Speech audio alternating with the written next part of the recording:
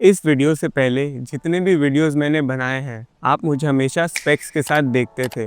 Glasses बचपन से मेरे आइडेंटिटी का एक पार्ट बन चुके थे। हर स्कूल फोटो, हर पासपोर्ट साइज इमेज, हर इम्पोर्टेंट मोमेंट में कोई मेरे साथ रहे या ना रहे, स्पेक्स ज़रूर रहते थे, जिसका मेन रीज़न था मायोपिया। लेकिन आज इस वीडियो में for the very first time मैं बिना ग्लासेस के शूट कर रहा हूँ, क्योंकि मैंने रिसेंटली लेजिक आई सर्जरी करवाई है। और ऑनेस्टली इतना बड़ा स्टेप लेने से पहले मैंने दिन रात रिसर्च किया है। आप सभी के जैसे ही मैं भी कंफ्यूज था, लेजिक, पीआरके, स्माइल या आईसीएल, कौन सा ट्रीटमेंट सेफ है, कौन सा परमानेंट है, कौन सा मेरे लिए सही रहेगा। तो मैंने सोचा जब मैंने ये जर्नी पार की है तो क्यों ना आपके साथ अपना एक्सपीरियंस और थोड़ा साइंटिफिक क्लैरिटी भी शेयर करूं। तो चलिए एक पर्सनल और इन्फॉर्मेटिव वीडियो की शुरुआत करते हैं। मायोपिया यानी नियर साइटेडनेस एक ऐसी कॉमन आई कंडीशन है जिसमें दूर की चीज़ें ब्लर दिखाई देती है और पास की चीज़ें बिल्कुल क्लियर होती है। अगर आपको व्हाइट बोर्ड, रोड साइंस या टीवी स्क्रीन ब्लर दिखते हैं, लेकिन आप फ़ोन और किताबें ईजिली देख लेते हैं, तो चांसेस है कि आपको भी मायोपिया हो। ये कंडीशन तब होती है जब आँख के आईबॉल्स नॉर्मल से ज़्यादा लंबे हो जाते हैं या फिर कॉर्निया का कर्व ज़्यादा शार्प होता है। इस वजह से आँखों में आने वाली लाइट डायरेक्टली रेटिना पे फोकस नहीं होती, बल्कि रेटिना के आगे कंसंट्रेट हो जाती है और इसी वजह से दूर की चीज़ें ब्लर नज़र आती है। आपको याद होगा ये टॉपिक हम सब ने पढ़ा था क्लास 10 के एनसीईआरटी साइंस बुक के chapter 10 human I and the colourful world में। तब तो शायद हमने ये चैप्टर बस एग्जाम्स के लिए पढ़ा था, लेकिन आज समझ आता है कि ये रियल लाइफ में कितना रेलिवेंट था। मायोपिया फोकस ऑर्गेनाइजेशन के एक स्टडी के मुताबिक आज दुनिया में 2.6 बिलियन लोगों को नियर साइटेडनेस की प्रॉब्लम है और 2050 तक दुनिया की आधी पॉपुलेशन मायोपिया से सफ़र करने वाली है। ज़रा इस मैप में नज़र डालिए, जिसमें रीजन वाइज बताया गया है कि 2050 तक कौन से रीजन्स में सबसे ज़्यादा नियर साइटेड लोग होंगे, जिसमें साउथ अफ्रीकन कंट्रीज़ के चांसेस सबसे कम है और एशियन कंट्रीज़ के चांसेस सबसे ज़्यादा। तो क्लियरली ये सिर्फ एक छोटी आई नंबर की प्रॉब्लम नहीं है, ये एक सीरियस इशू है जिसे हम सबको समय रहते समझना होगा। पर अगर मायोपिया इतने ज़्यादा लोगों को है तो आपके दिमाग में ये सवाल ज़रूर आ रहा होगा कि आखिर इसके इतने ह्यूज नंबर्स में होने का रीज़न क्या है। मायोपिया होने के दो मेन कारण होते हैं, जेनेटिक्स और मॉडर्न लाइफस्टाइल। सबसे पहले जेनेटिक्स की बात करें तो अगर आपके मम्मी या पापा दोनों में से किसी को भी मायोपिया है तो आपके लिए भी ये कंडीशन डेवलप करने के चांसेस ऑटोमेटिकली बढ़ जाते हैं। स्टडीज़ ये कहती है कि अगर आपके पेरेंट्स में से किसी एक को मायोपिया है तो आपको भी होने के चांसेस 2 गुना ज़्यादा होते हैं, और आपके दोनों पेरेंट्स मायोपिया से सफ़र करते हैं तो ये रिस्क 5 गुना तक बढ़ जाता है। ये सिर्फ कोइंसिडेंस नहीं है, साइंस बेस्ड फैक्ट है। लेकिन सिर्फ जेनेटिक्स इसमें रिस्पॉन्सिबल नहीं है, आज के मॉडर्न डे लाइफस्टाइल भी इक्वली कल्प्रेट है। बचपन में जब हम ज़्यादा से ज़्यादा टाइम टीवी, मोबाइल या बुक्स के क्लोजअप वर्क में लगा देते हैं और आउटडोर नेचुरल लाइट से दूर हो जाते हैं, तो आंखों पर कांस्टेंट नियर फोकस का प्रेशर पड़ता है। ये कंटिन्यूअस स्ट्रेस आईबॉल को धीरे धीरे लंबा कर देता है, जिससे लाइट रेटिना के आगे फोकस होने लगती है और ऐसे ही मायोपिया शुरू होती है। आज ये प्रॉब्लम सिर्फ किसी एक इंडिविजुअल की नहीं है, बल्कि ये प्रॉब्लम एक ग्लोबल एपिडेमिक बन चुका है। ईस्ट और साउथ ईस्ट एशिया के कंट्रीज जैसे mainland China, Hong Kong, Taiwan, Japan, south Korea और सिंगापुर में स्टूडेंट्स जो सेकेंडरी स्कूल कंप्लीट करते हैं, उनमें से 80 से 90% तक स्टूडेंट्स को मायोपिया हो चुका है।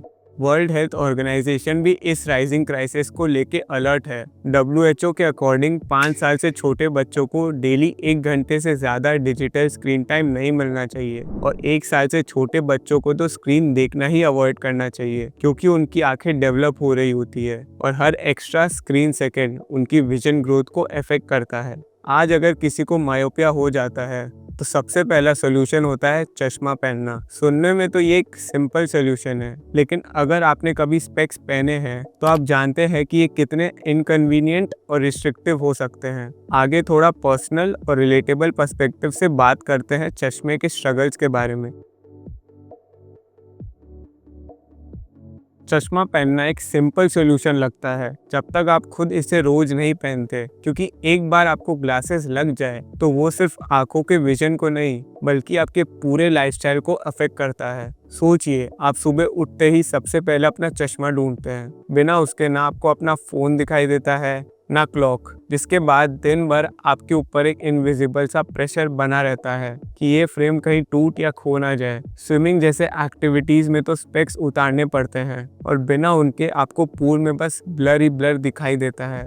आप कोई स्ट्रोक्स या डाइविंग प्रॉपर्ली इंजॉय ही नहीं कर पाते। इसके अलावा स्पोर्ट्स खेलते वक्त तो आपको और ज़्यादा दिक्कतों का सामना करना पड़ता है। कभी चश्मा गिर जाता है, कभी टूट जाता है और पसीना बार बार चश्मे में लगने से आपका खेलने का एक्सपीरियंस बिल्कुल ख़राब हो जाता है। और अगर आपने कभी बारिश में स्पेक्स पहन के चलने की कोशिश की हो तो आपको पता होगा कि हर 10 सेकंड में ग्लासेस फॉग अप हो जाते हैं। वही स्ट्रगल सर्दियों में चाय या कॉफ़ी पीते वक्त भी होती है। चाय की एक सिप लेते ही लेंसेज के आगे वाइट फॉग जमा हो जाता है जो पूरे मोमेंट को स्पॉइल कर देता है। सेल्फीज और फोटोज में तो ग्लासेस वाले स्ट्रगल नेक्स्ट लेवल के हैं। अगर आपके चश्मे में एंटी ग्लेयर कोटिंग ना हो तो फ्लैश मारते ही लेंस में ग्लेयर आ जाता है, जिससे आईज प्रॉपर्ली दिखाई नहीं देती और पूरा लुक खराब हो जाता है। कई लोग इन्हीं सारे स्ट्रगल से बचने के लिए कॉन्टैक्ट लेंस ट्राई करते हैं, लेकिन उनका भी अपना ही अलग स्ट्रगल है। डेली क्लीनिंग, प्रॉपर स्टोरेज और सबसे बड़ा रिस्क होता है आई इन्फेक्शन का।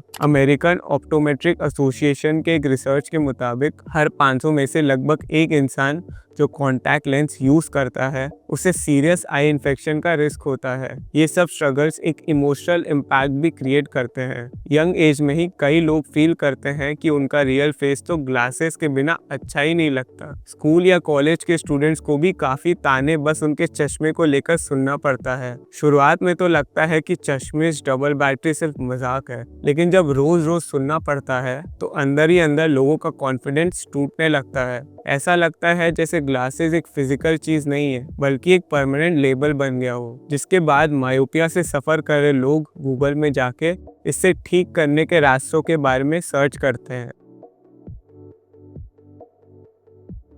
आज के टाइम में स्क्रीन एक्सपोजर और सेडेंट्री लाइफस्टाइल की वजह से बचपन में ही मायोपिया डेवलप होना आम बात हो गई है, लेकिन कुछ सिंपल और साइंस बेस्ड हैबिट्स को फॉलो करके इसे प्रिवेंट किया जा सकता है या कम से कम उसकी प्रोग्रेशन को स्लो डाउन किया जा सकता है। पहला तरीका है 20-20-20 रूल को फॉलो करना। ये रूल कहता है हर 20 मिनट स्क्रीन देखने के बाद 20 सेकंड के लिए किसी 20 फीट दूर की चीज़ों को देखो। ये रूल बनाया था कैलिफोर्निया ऑप्टोमेट्रिस्ट डॉक्टर जेफरी एंचल ने, जिसका पर्पस था एक इजी रिमाइंडर देना ताकि लोग अपनी आंखों को ब्रेक्स दे सके। बाद में कई साइंटिफिक स्टडीज ने भी ये प्रूव किया है कि ये रूल काफ़ी इफेक्टिव है, स्पेशली उन लोगों के लिए जो दिन भर स्क्रीन पे काम करते हैं।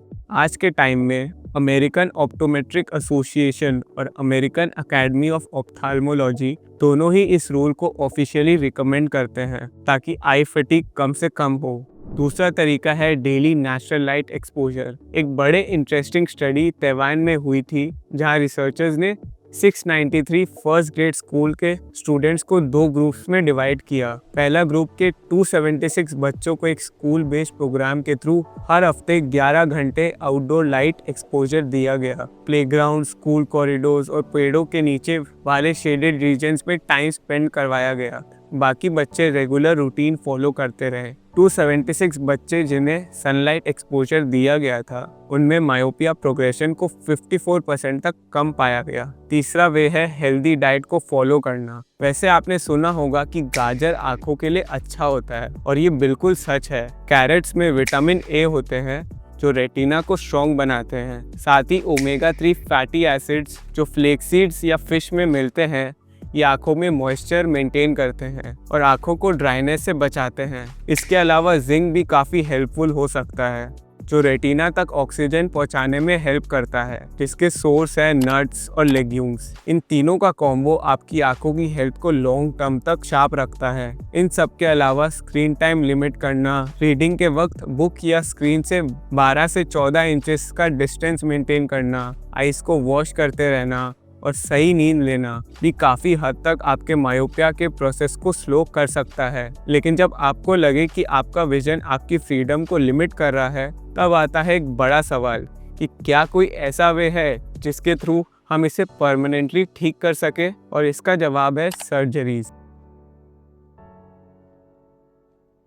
आज के टाइम में रिफ्रैक्टिव सर्जरी एक ट्रस्टेड और वेल रिसर्च ऑप्शन बन चुका है। हर साल इंडिया में 7 लाख से ज़्यादा लोग विजन करेक्शन सर्जरीज परफॉर्म करते हैं। एक रिसर्च के मुताबिक लेजिक का सक्सेस रेट 96% से भी ऊपर है, जिसमें 70 to 90% लोग बिना स्पेक्स के 20/20 विजन तक अचीव कर लेते हैं। ये क्लियरली बताता है कि जब चश्मा और कॉन्टैक्ट लेंस डेली लाइफ में स्ट्रगल बन जाते हैं, तब एक एक्सपर्ट डॉक्टर के गाइडेंस में सर्जरी एक सीरियस और सेफ कंसिडरेशन बन जाता है। विजन करेक्शन सर्जरी का मेन गोल होता है आंखों के ऑप्टिक्स को ऐसे मॉडिफाई करना कि लाइट डायरेक्टली रेटिना पर फोकस हो, जिससे विजन क्रिस्टल क्लियर हो जाए। ये करेक्शन या तो कॉर्निया के शेप को लेजर के थ्रू रिशेप करके किया जाता है या फिर एक आर्टिफिशियल लेंस को इम्प्लांट करके। लेकिन हर किसी की आंखों की कंडीशन अलग होती है। किसी की कॉर्निया पतली होती है, किसी का नंबर बहुत ज़्यादा होता है, और किसी को ड्राइनेस या एलर्जी की प्रॉब्लम होती है। इसीलिए सर्जरी डिसाइड करने से पहले एक सर्टिफाइड ऑप्थेल्मोलॉजिस्ट से प्रॉपर चेकअप और कंसल्टेशन लेना ज़रूरी होता है। आज के टाइम में 4 पॉपुलर और globally recognised eye surgeries exist करती है। सबसे पहला है LASIK, that is laser assisted in situ keratomileusis. सबसे कॉमनली डन प्रोसीजर है, इसमें कॉर्निया के अंदर एक फ्लैप बना के लेजर से रिशेप किया जाता है। ये पेनलेस प्रोसीजर होता है और इसका रिकवरी टाइम भी काफ़ी फास्ट होता है, जो यूजुअली 24 से 48 घंटे का समय लेता है। दूसरा है smile, small incision lenticule extraction, एक रिलेटिवली नई टेक्निक है जो लेजिक से भी ज़्यादा जेंटल होती है। इसमें कॉर्निया में कोई फ्लैप नहीं बनाया जाता, सिर्फ एक छोटी सी इंसिजन के थ्रू लेजर से टिश्यू रिमूव किया जाता है। ये ड्राई आइज और स्पोर्ट्स पीपल के लिए एक अच्छा ऑप्शन है। तीसरा है PRK, that is photo refractive keratectomy. उन लोगों के लिए है जिनकी कॉर्निया पतली होती है और जिनके लिए लेजिक या स्माइल सेफ नहीं होते। PRK में सरफेस से लेज़र ट्रीटमेंट होती है और रिकवरी थोड़ी स्लो होती है, लेकिन रिजल्ट लॉन्ग टर्म में इक्वली इफेक्टिव होते हैं। लास्टली ICL यानी इम्प्लांटेबल कोलामर लेंस उन लोगों के लिए बेस्ट ऑप्शन होती है जिनका नंबर बहुत हाई होता है या जिनकी कॉर्निया सर्जरी के लिए सूटेबल नहीं होती। इसमें आँख के अंदर एक सॉफ्ट लेंस इम्प्लांट किया जाता है बिना कॉर्निया को टच किए। ये लेंस परमानेंट भी हो सकता है या अगर ज़रूरत हो तो लेंस को रिमूव भी किया जा सकता है। इन सर्जरीज के रिजल्ट हज़ारों लोगों की लाइफ ट्रांसफॉर्म कर चुके हैं। उन्हें एक ऐसी फ्रीडम मिली है जो स्पेक्स या कॉन्टैक्ट लेंस कभी नहीं दे पाया। लेकिन हर केस यूनिक होता है और सर्जरी का डिसीजन एक रिस्पॉन्सिबल और अवेयर माइंडसेट से लेना चाहिए। मैंने भी ये डिसीजन लिया था जिसने मेरी लाइफ को बदल कर रख दिया। लाइफ में एक पॉइंट के बाद मुझे लगने लगा कि स्पेक्स मेरे विजन को टेम्परेरीली तो ठीक कर रहा है, बट मेरा कॉन्फिडेंस को ब्लर करते जा रहा है। तब मैंने लेजिक के बारे में सीरियसली सोचना शुरू किया। इस टॉपिक में रिसर्च करते वक्त मुझे पहले तो काफ़ी डर लगा कि आंखों की सर्जरी बिना पेन के कैसे हो सकती है। मैंने काफ़ी रिसर्च की, ट्रस्टेड डॉक्टर्स के रिव्यूज़ पढ़े, यूट्यूब पे रियल एक्सपीरियंसेस देखे, और सब कुछ सामने आने के बाद इस चश्मे को हमेशा के लिए बाय बोलने का डिसीजन लिया। फाइनली सर्जरी का दिन आया। मैं शुरू में थोड़ा नर्वस था, पर स्टाफ काफ़ी सपोर्टिव थे। होल प्रोसीजर हार्डली 15 से 20 मिनट का था और सच कहूँ तो ये प्रोसेस में ज़ीरो पेन था। सर्जरी के नेक्स्ट डे जब सुबह आँख खोली तो जो मैंने देखा वो लाइफ चेंजिंग था। हर चीज़ क्रिस्प और क्लियर थी, वो भी बिना किसी स्पेक्स के। मैं लिटरली खिड़की के बाहर का व्यू देख के इमोशनल हो गया। वो मोमेंट जब जिंदगी पहली बार विदाउट स्पेक्स देखी, वो प्राइसलेस था। लगता था जैसे एक नया वर्जन ऑफ लाइफ अनलॉक हो गया हो, और सच में लाइफ जीना मुझे वर्थ इट लगा उस मोमेंट में। एक बात मैं बार बार पोलाइटली कहना चाहता हूँ, लेजिक या किसी भी आई सर्जरी का डिसीजन लेने से पहले हमेशा एक एक्सपीरियंस्ड और सर्टिफाइड ऑप्थेल्मोलॉजिस्ट से कंसल्ट करें। हर आँख अलग होती है, और हर केस यूनिक। जो मेरे लिए सेफ और सक्सेसफुल था ज़रूरी नहीं है वो हर किसी के लिए हो। सो प्लीज़ एक्सपर्ट की एडवाइस लेना मस्ट है। मैं दिल से थैंकफुल हूँ मॉडर्न मेडिकल साइंस का, जिन्होंने इतनी सेफ और इफेक्टिव टेक्नोलॉजी डेवलप की। लेजिक सिर्फ एक सर्जरी नहीं थी, मेरे लिए एक नई जिंदगी का दरवाजा था। स्पेक्स फ्री वर्ल्ड देखना, वो भी इतनी क्लैरिटी के साथ, ट्रूली मैजिकल था। लेकिन लेजिक हो या ना हो, एक चीज सबको याद रखनी चाहिए, अपनी आंखों का ख्याल रखना हमारी जिम्मेदारी है। रेगुलर ब्रेक्स लो, हेल्दी डाइट लो, स्क्रीन टाइम कंट्रोल करो, because once your vision is gone, कुछ भी वापस नहीं ला सकता। तो चलिए आज से कमिटमेंट ले, विजन एक ब्लेसिंग है और इसे प्रोटेक्ट करना हमारी रिस्पॉन्सिबिलिटी है। अगर ये वीडियो पसंद आई तो लाइक ज़रूर करिएगा, चैनल को सब्सक्राइब कीजिए फॉर मोर सच कंटेंट और शेयर करिए उन दोस्तों के साथ जो मायोपिया से सफ़र कर रहे हैं। यहाँ तक देखने के लिए शुक्रिया।